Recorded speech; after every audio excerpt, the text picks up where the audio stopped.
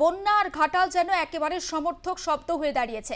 বর্ষার একেবারে শুরুতেই সেখানে কোমর সমান জল, কোথাও বা হাঁটু সমান জল, আর সেই জল ডিঙিয়েই মানুষকে তাদের নিত্য প্রয়োজনীয় কাজে যেতে হচ্ছে এবং সেখানকার একমাত্র যোগাযোগের মাধ্যম এখন হয়ে দাঁড়িয়েছে নৌকা। সেই ছবিও আমরা আপনাদের সামনে তুলে ধরছি। তবে আমাদের প্রতিনিধি রিক একেবারে গ্রাউন্ড জিরোতে রয়েছে। রিক, এই মুহূর্তে কি ছবি দেখতে পাচ্ছ? দেখো, এই মুহূর্তে ঘাটালের এসে পড়েছি অজবনগর গ্রামে। যে অজবনগর গ্রাম, যদি ছবিটা দেখাই, একটু ছবিটার প্রথমে দেখাই, যে সম্পূর্ণ ডুবে গিয়েছে এই অজবনগর গ্রাম। মেন টাউন থেকে বা ঘাটাল মেন রোড থেকে এই গ্রামে ঢুকতে গেলে পায়ে হেঁটে এই রকম জলের ওপর দিয়ে প্রায় 3 কিলোমিটার রাস্তা আসতে হবে, তারপর এসে পৌঁছবে এই অজবনগর গ্রাম। এবং সম্পূর্ণ রাস্তা বা ক্ষেতের মাঝখান দিয়ে, কোথাও ঢালাই রাস্তা, সম্পূর্ণটাই কিন্তু জলমগ্ন। এবং গ্রামের যে একাধিক বাড়ি, কোথাও ক্ষেত জলের তলায় চলে গিয়েছে, কোথাও বাড়ি ঘরদোর জলের তলায় চলে গিয়েছে, এবং সম্পূর্ণ গ্রামটাই কিন্তু বর্তমানে বলা যায় যে জলের তলায় রয়েছে। এবং এই গ্রামের যারা বাসিন্দারা রয়েছে, তারা এই পরিস্থিতি দেখার পরে বা এখান থেকে বাজার যাওয়ার জন্য এই 3 কিলোমিটার রাস্তায় জলের মধ্যে দিয়ে যেতে হচ্ছে। এবং সামনেই রয়েছে অজবনগর মহিষকাটা কালী মন্দির। সেই মন্দিরের প্রায় অর্ধেক কিন্তু জলের তলায় চলে গিয়েছে, মন্দিরের ভিতরে জল ঢুকে গিয়েছে এবং বাইরে থেকে গেট বন্ধ, মাঠের মাঝখানে মন্দিরটি সম্পূর্ণ জলের তলায় চলে গিয়েছে। এবং সামনে যে বাড়ি ঘরদোরগুলো রয়েছে সেগুলো যদি দেখাই, যে একদম মন্দিরের পাশেই বাড়ি ঘরদোর এই অজবনগরে। শুধু এইখানের বাড়িঘর নয়, একাধিক জায়গায় অজবনগরের গোটা গ্রামটা জুড়ে যে কয়েকশো বাড়ি রয়েছে, সম্পূর্ণ বাড়ি কিন্তু, প্রতিটা বাড়ি কিন্তু একতলা বা একতলার কিছু অংশ সম্পূর্ণটাই জলের তলায় চলে গিয়েছে। কবে এই জল নামবে সেটা কিন্তু অজানা। এখনো অবধি জল নামার কিন্তু কোনো সম্ভাবনা তারা দেখতে পাচ্ছেন না। যে 3 দিন ধরে, শুক্রবার রাত থেকে যে হারে জল বাড়া শুরু হয়েছে, যে হারে বাঁধ টপকে এই গ্রামে জল ঢুকেছে, গোটা গ্রাম কিন্তু বর্তমানে ভেসে গিয়েছে। গোটা গ্রাম এই রকমই জলের তলায় দাঁড়িয়ে রয়েছে। যারা এখানে থাকেন বা যারা এখানকার বাসিন্দা এই গ্রামের, তাদেরকে কিন্তু কোথাও যেতে হলে এই জল পেরিয়ে 3 কিলোমিটার, 3.5 কিলোমিটার রাস্তা পেরিয়ে যেতে হচ্ছে। এবং যদি আরো ভিতরের দিকে যাওয়া সম্ভব হয়, তাহলে সেখানে কিন্তু প্রায় 1 কোমরের কাছাকাছি জল রয়েছে গোটা গ্রাম জুড়ে। কোনটা রাস্তা, কোনটা মাঠ, কোনটা পুকুর, কার্যত বোঝা যাবে না। সম্পূর্ণটাই জলের তলায়। এবং যদি ল্যাম্পপোস্টটা দেখো, তাহলে একেবারে বুঝতে পারবে যে একটা ল্যাম্পপোস্টের যা হাইট হয়, সেই তুলনায় কতটা জলের তলায় রয়েছে, যে ল্যাম্পপোস্টটিকে জলের ওপরে ছোট মনে হচ্ছে। এই রকম ছবি কিন্তু শুধু এই অজবনগর গ্রাম নয়, ঘাটালের একাধিক জায়গায়, একাধিক গ্রামে কিন্তু এই একই ছবি রয়েছে। এবং শুধু ঘাটাল টাউনের আড়ঘোড়া বাজার বা ঘাটাল টাউন সংলগ্ন জায়গা নয়, ঘাটালের যে সমস্ত গ্রাম এই রকম পরিস্থিতির মধ্যে রয়েছে, যেখানে এখনো পর্যন্ত ত্রাণ এসে ঠিক সেইভাবে পৌঁছতে পারছে না, যেখানে লোকজনদের খবর কেউ জানতে পারছে না তারা কিরকম রয়েছে, সেই রকমই একটা গ্রাম কিন্তু এই অজবনগর। যে গ্রাম কার্যত এখন বলা যায় যে 90% জলের তলায় রয়েছে। রিক, তুমি যেখানটাতে রয়েছো, আমরা বুঝতে পাচ্ছি চারিদিকে যে ছবি তোমার ক্যামেরা পার্সন আমাদের সামনে তুলে ধরছে তোমার মাধ্যমে, কার্যত সেখানে শুধু থই থই করছে জল। কিন্তু যে বিষয়টা জানার, দীর্ঘদিন জল জমে থাকার ফলে সেখানে তো জলবাহিত রোগেরও প্রকোপ দেখা দিতে পারে। ত্রাণ প্রথমেই তুমি বললে যে ঠিকমতো সেখানকার বাসিন্দারা পাননি, ওষুধপত্র তারা পাচ্ছেন তো, পানীয় জল বা জলবাহিত রোগের সমস্যাও তো দেখা দিতে পারে।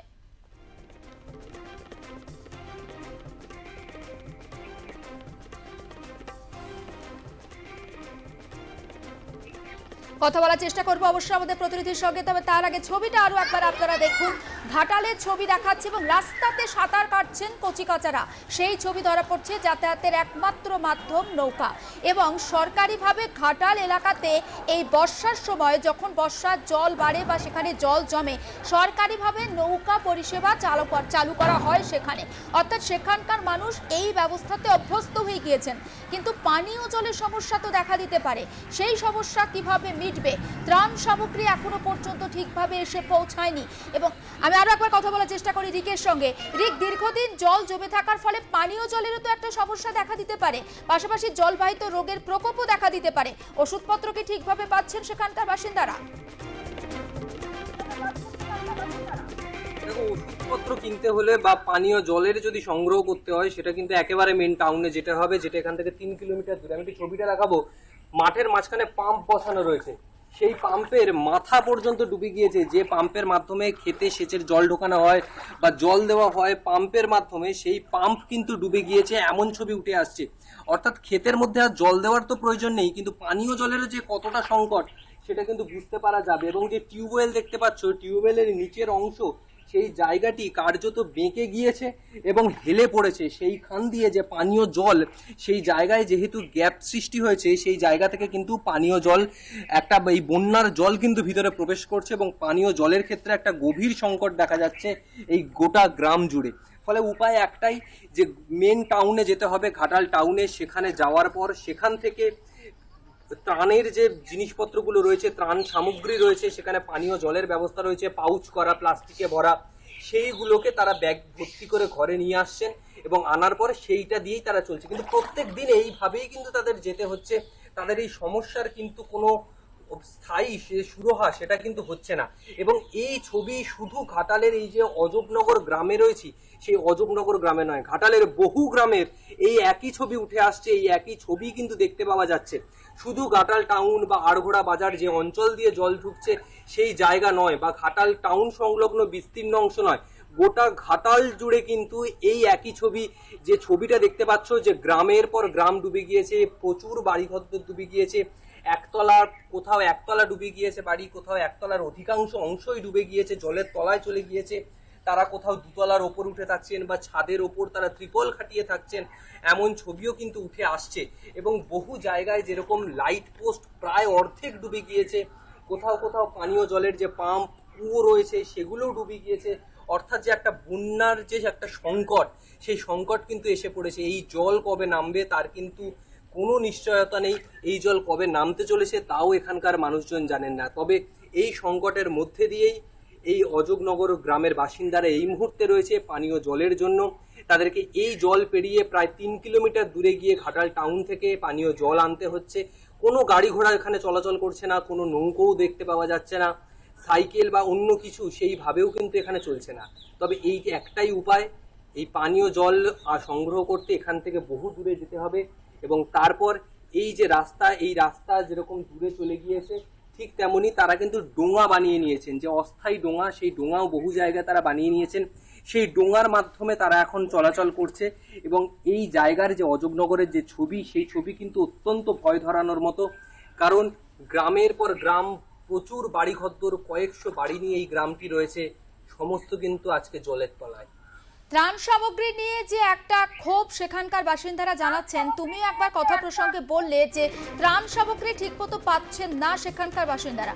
প্রশাসনিক কোনো কর্তার সঙ্গে কিংবা কোনো জনপ্রতিনিধির সঙ্গে কি কথা বলা সম্ভব হয়েছে? প্রশাসনিক কর্তারা জানাচ্ছেন যে সেইভাবে এখনো সর্বত্র ত্রাণ সামগ্রী পৌঁছে দেওয়া এখনো সেইভাবে সম্ভব হয়নি। তবে কিছু কিছু জায়গা বাকি রয়েছে এখনো, সেই জায়গায় যত দ্রুত সম্ভব তারা এসে পৌঁছবেন। কিন্তু যে সমস্ত জায়গায় অতিরিক্ত জল রয়েছে, সেই জায়গা থেকে বহু মানুষকে সরিয়ে নিয়ে যাওয়া হচ্ছে রিলিফ সেন্টারে, সেখানে তাদেরকে রাখা হচ্ছে। কিন্তু এখনো অবধি যেহেতু এখানে এসে পৌঁছয়নি, এখানকার এলাকাবাসীদের একটা ক্ষোভ তো থাকছেই, তার পাশাপাশি যে অভিযোগও থাকছে, যে পানীয় জলের যে অভিযোগ, সেই অভিযোগ কিন্তু সব থেকে বড় অভিযোগ হয়ে দাঁড়িয়েছে। একদিকে ক্ষেত ভর্তি শস্য, সেই শস্য আজকে নষ্ট হয়ে গিয়েছে, পানীয় জলের কল ডুবে গিয়েছে, তার মধ্যেও তারা বেঁচে রয়েছেন, তার মধ্যেও তারা বেঁচে থাকতে চাইছেন এই জলের মাঝখানে, যেখানে প্রচুর রোগের বাস এই জমা জলের মধ্যে, সেখানেও তারা বেঁচে থাকছেন, সেখানেও তারা এগিয়ে চলছেন। কিন্তু বাড়িঘর ডুবে, যে বাড়িতে তারা থাকেন সেটা ডুবে, পরের দিন কি খাবেন তারা সেটাও জানেন না। এমন একটা পরিস্থিতির মধ্যে কিন্তু এই অজবনগর গ্রাম। বেশ, নজর থাক রিক, নজর রাখো। আপাতত তোমাকে ধন্যবাদ। ঘাটালে সেই জল যন্ত্রণার ছবি আমরা দর্শকদের সামনে এই মুহূর্তে তুলে ধরছি।